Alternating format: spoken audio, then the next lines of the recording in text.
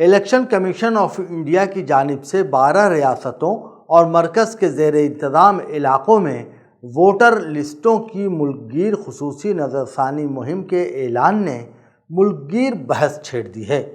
جماعت اسلامی ہند کے نائب امیر ملک معتصم خان نے اس عمل پر سخت تشویش ظاہر کرتے ہوئے کہا ہے کہ یہ اقدام ووٹ کے حق کو محدود کرنے اور شہریت کی جانچ میں بدلنے کی خطرناک کوشش ہے۔ میڈیا کو جاری اپنے تفصیلی بیان میں ملک معتصم خان نے بہار میں SIR کے عمل کی مثال دیتے ہوئے کہا کہ 65 لاکھ نام ووٹر لسٹ سے حذف کر دیے گئے اور نظر ثانی کے بعد بھی 47 لاکھ شہری ووٹ کے حق سے محروم رہ گئے۔ یہ معمولی اعداد نہیں، یہ جمہوریت کے دل پر کاری ضرب ہے۔ انہوں نے کہا کہ شہریت کا ثبوت فراہم کرنے کا بوجھ عوام پر ڈالنا غیر منصفانہ اور غیر آئینی ہے۔ ان کے مطابق الیکشن کمیشن نے ووٹر لسٹ کی نظر ثانی کو شہریت کے نیم عدالتی ٹرائل میں بدل دیا ہے جو اس کے دائرہ اختیار سے باہر ہے۔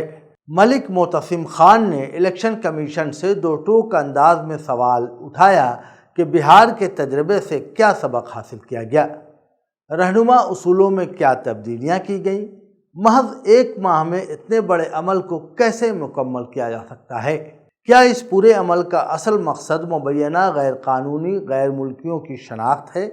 انہوں نے سپریم کورٹ کی ہدایت کے باوجود آدھار کارڈ کو شہریت کے ثبوت کے طور پر قبول نہ کرنے پر بھی سخت اعتراض ظاہر کیا اور کہا کہ کیا حکومت ووٹر لسٹوں کے نام پر ملک میں شہریت کا نیا تنازع چھیڑنا چاہتی ہے۔ ملک معتصم خان نے خواتین، مزدور طبقے اور نقل مکانی کرنے والے شہریوں کے ووٹ سے محروم ہونے کے خدشے پر شدید تشویش ظاہر کی۔ انہوں نے کہا کہ بہت سے بوتھ لیول افسران نے لوگوں کی رضامندی کے بغیر فارم بھرے جو دھاندلی کے زمرے میں آتا ہے۔ انہوں نے سوال اٹھایا کہ ایسی جعلسازی بچاؤ کے لیے الیکشن کمیشن نے کیا اقدامات کیے ہیں۔